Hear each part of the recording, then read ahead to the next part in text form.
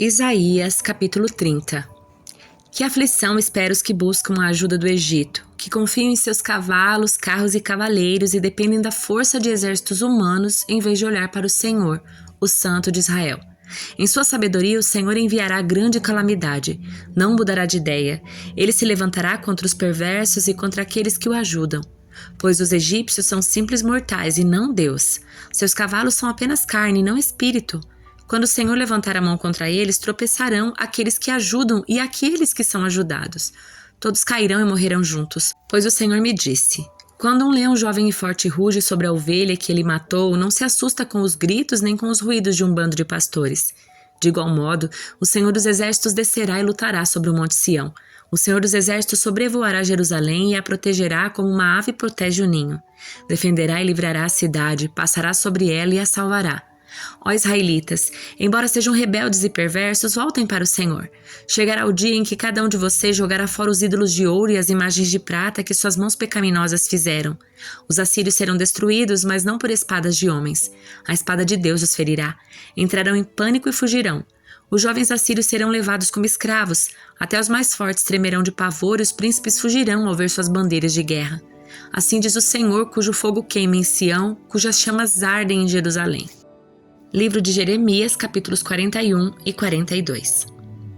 Em outubro daquele ano, Ismael, filho de Netanias e neto de Elisama, que era da família real e que havia sido um alto oficial do rei, foi a Mispá com 10 homens para se encontrar com Gedalias, filho de Aicã e neto de Safã. Enquanto faziam uma refeição juntos, Ismael e os 10 homens se levantaram de um salto, puseram suas espadas e mataram Gedalias, que o rei da Babilônia havia nomeado governador. Ismael também matou todos os soldados judeus e babilônios que estavam com Gedalias em Mispá. No dia seguinte, antes que alguém soubesse do assassinato de Gedalias, 80 homens chegaram de Siquém, Siló e Samaria para adorar no templo do Senhor. Tinham raspado a cabeça, rasgado as roupas e se cortado, e traziam ofertas de cereal e incenso. Ismael, filho de Netanias, saiu de Mispá e foi ao encontro deles chorando ao longo do caminho. Quando os encontrou, disse: venham e vejam o que aconteceu a Gedalias, filho de Aicã. Assim que todos entraram na cidade, Ismael e os homens que o acompanhavam mataram 70 deles e jogaram os corpos numa cisterna.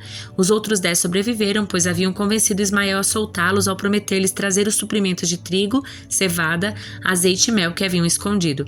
A cisterna em que Ismael jogou os corpos dos homens que ele assassinou era a grande cisterna cavada pelo rei Asa, quando ele fortificou a cidade para se defender de Baasa, rei de Israel.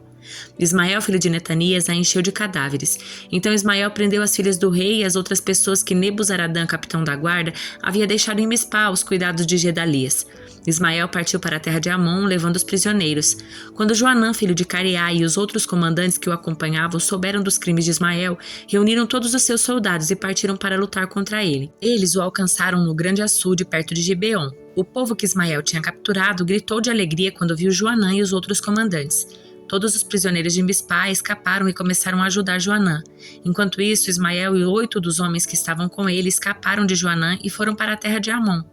Então Joanã, filho de Careá, e os outros comandantes levaram todo o povo que tinham resgatado em Gibeon, os soldados, as mulheres, as crianças e os oficiais do palácio que Ismael havia capturado em Mispá depois de matar Gedalias. Foram todos para o povoado de Jerut-Quimã, perto de Belém, de onde planejavam fugir para o Egito. Tinham medo daquilo que os babilônios fariam quando soubessem que Ismael havia assassinado Gedalias, o governador nomeado pelo rei da Babilônia. Então, todos os comandantes dos grupos de soldados, incluindo Joanã, filho de Careá, e Jezanias, filho de Osaías, e todo o povo, desde o mais humilde até o mais importante, procuraram o profeta Jeremias e disseram: ore por nós ao Senhor seu Deus, e como pode ver, somos apenas um pequeno e humilde remanescente comparado ao que éramos antes. Ore para que o Senhor seu Deus nos mostre o que devemos fazer e para onde devemos ir. Está bem, disse Jeremias. Orarei ao Senhor seu Deus como vocês pediram e lhes direi tudo o que ele responder. Não esconderei nada de vocês. Então disseram a Jeremias: que o Senhor seu Deus seja testemunha verdadeira e fiel contra nós se não obedecermos a tudo o que ele nos ordenar. Quer suas ordens nos agradem, quer não.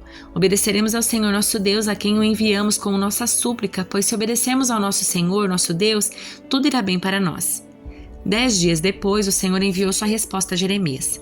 Então o profeta chamou Joanã, filho de Careá, e os outros comandantes e todo o povo, desde o mais humilde até o mais importante, e disse-lhe: vocês me enviaram ao Senhor, o Deus de Israel, com o seu pedido, e esta é a resposta. Se ficarem nesta terra, eu os edificarei e não os derrubarei. Eu os plantarei e não os arrancarei, pois lamento pela calamidade que trouxe sobre vocês. Não precisam mais ter medo do rei da Babilônia, diz o Senhor. Pois eu estou com vocês e os salvarei e os livrarei das mãos dele. Terei compaixão de vocês e farei que ele também tenha e permita que fiquem nesta terra. Mas se vocês se recusarem a obedecer ao Senhor seu Deus e disserem, não ficaremos nesta terra, iremos ao Egito, onde não há guerra, nem convocação para lutar, nem fome, e ali viveremos. Então ouçam a mensagem do Senhor para o remanescente de Judá.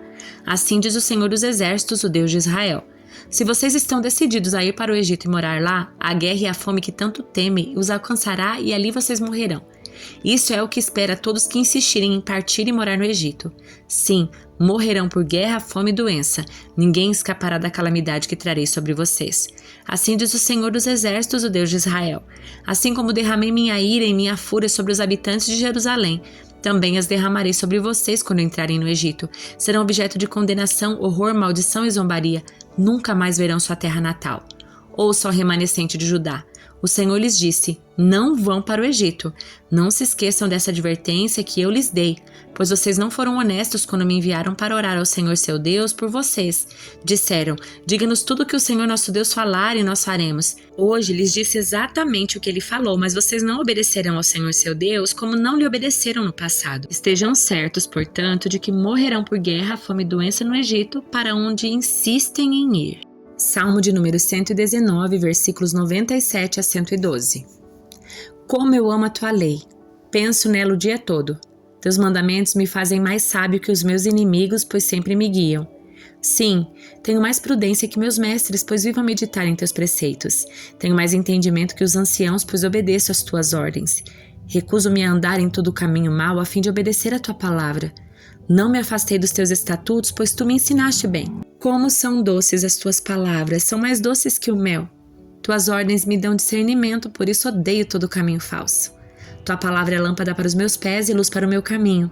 Prometi uma vez e volto a prometer, obedecerei a teus justos estatutos. Sofri muito, ó Senhor, restaura minha vida como prometeste. Senhor, aceita minha oferta de louvor e ensina-me teus estatutos. Minha vida está sempre por um fio, mas não me esquecerei da tua lei.